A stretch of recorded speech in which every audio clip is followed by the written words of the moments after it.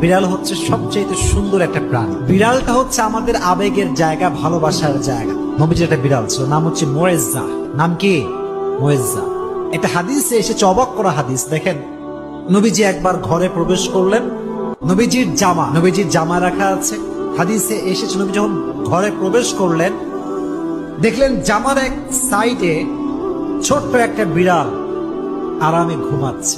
সুবহানাল্লাহ, ঘুমিয়ে আছে। নবী যখন আসলেন, তিনি চাইলে ডাকতে পারতেন যে বিড়াল ওঠো, আমার নামাজের সময় হয়ে গেছে, আমার জামা আমাকে দাও। এই হাদিসটি আমি সকালে পড়েছি, বড্ড অবাক হয়েছে। হাদিসে এসেছে নবী বিড়ালকে ডাকেন নাই, তার শরীরে স্পর্শ করেন নাই। নবীর জামার যে অংশে বিড়ালটা শুয়েছিল, নবী যে ওই অংশটুকু কেটে ফেলেছেন, তবুও বিড়ালকে ডিস্টার্ব করে নাই।